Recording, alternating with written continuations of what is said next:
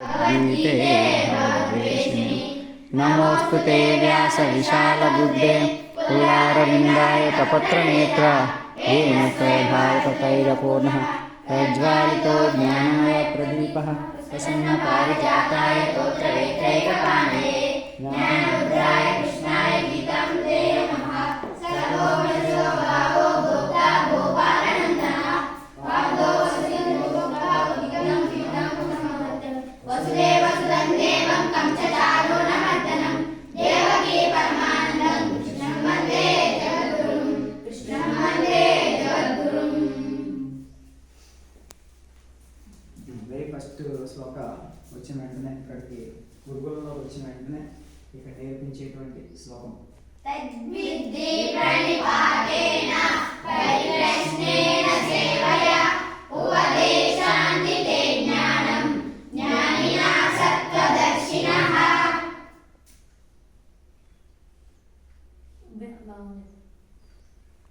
గురువు గారి దగ్గరికి వెళ్ళినప్పుడు వినయ విద్యార్థులతో నమస్కరించి సమయ సందర్భం చూసి ప్రశ్న వేసి సేవ చేసి ఆ పరమాత్మ తత్వ జ్ఞానం తెలుసుకున్నాను. స్టూడెంట్కి ఉండాల్సిన ముఖ్యమైన మూడు క్వాలిటీస్ ఏంటి?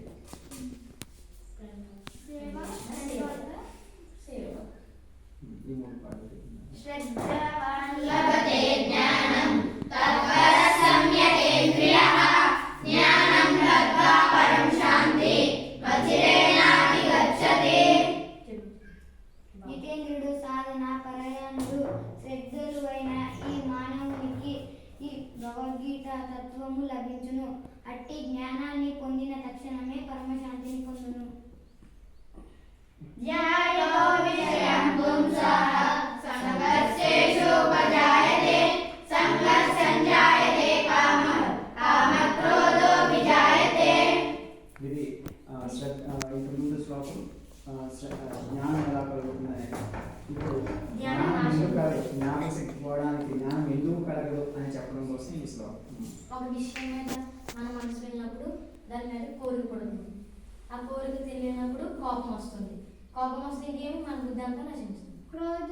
భక్తి సమ్మోహ సమ్మోహ స్మృతి విభ్రమః స్మృతి భ్రంశ బుద్ధినాశో బుద్ధినాశో ప్రణశ్యతి. కోపం వస్తేనే బుద్ధి నశించుతుంది. సరే, ఇప్పుడు దీనికి ముందు ఏంటి అంటే ఇది ఇలా క్రోధం కోపం రాకుండా మనిషి నాశనం కాకుండా ఉండాలి. ఇదేమో విషయాల మీదకి మనసు వెళ్ళిపోయడం వల్ల మనిషి నాశనం అవుతున్నాడు. మరి అది కాకుండా ఉండాలంటే ఏం చేయాలి అనేటువంటి దానికి ఏం చేయాలి అనేది చెప్పింది. ఏం చెప్పారు ఈ శ్లోకాలు?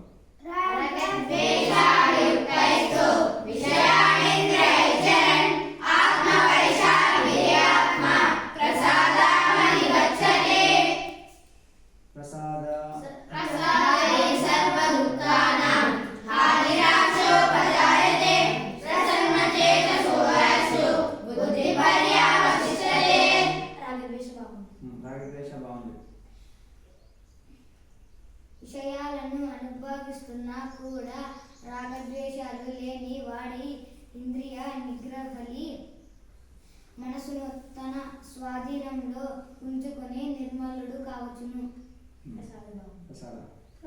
మనసు నిర్మలంగా ఉంటే సుఖ దుఃఖాలు నశిస్తాయి. అలాంటి వాడి బుద్ధి త్వరగా నిర్మలత్వాన్ని పొందుతుంది. ఇది దానికి మెడిసిన్. అంటే మనిషి పాడవకుండా ఉండాలంటే రాగద్వేషాలు వదిలేమంటున్నాం.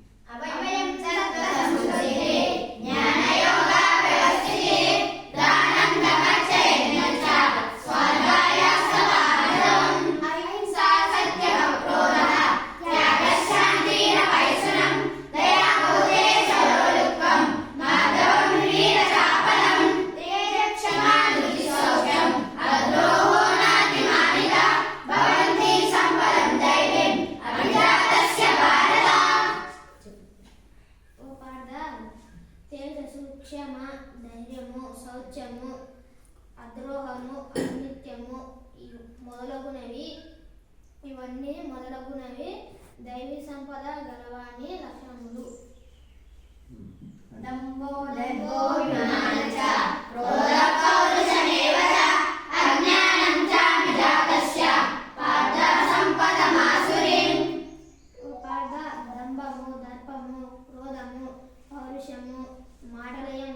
చేష్టలందున కఠినత్వము, అజ్ఞానము మొదలగునవి అసూత భావాలు గలవాని లక్షణములు. ఇప్పుడు అంటే మనకి ఏ లక్షణాలు కలిగి ఉండాలి? దైవ లక్షణాల, అసుర లక్షణాల? అంటే దంభము, గర్వము, అహంకారం అని కాకుండా ఏ లక్షణాలు ఉండాలి? అహింస, అభయం, సత్వ, సంస్కృతి. ఫస్ట్ కావాల్సిన మనిషికి ఏం కావాలి? భయం లేకుండా అభయం. అభయం, సత్వ, సంస్కృతి. సత్వగుణంగా, సత్వ సంస్కృతి, జ్ఞాన యోగ వ్యవస్థితి. ఎప్పుడు కూడా జ్ఞానం కోసం ప్రయత్నం, ఆ యోగంలో ఉండాలి. వెరీ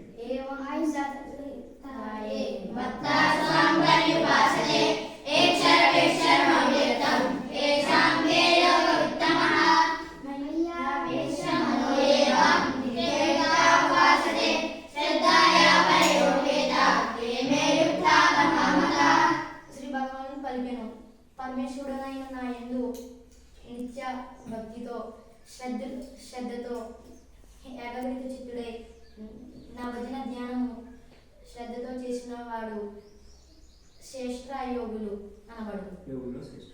శ్రేయులో శ్రేష్ఠ. Very good. అదే ఇప్పుడు భక్తి యోగంలో చెప్పినటువంటి నిజమైనటువంటి భక్తి అంటే ఏంటి? ఎలా ఉండాలి భక్తుడు? ఏ క్వాలిటీస్ ఉండాలి?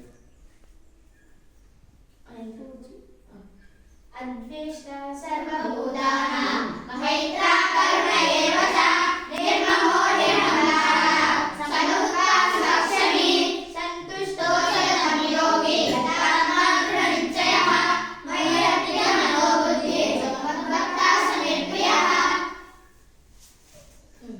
ఏ ప్రాణి యందు ద్వేషభావం లేని వాడును, పైగా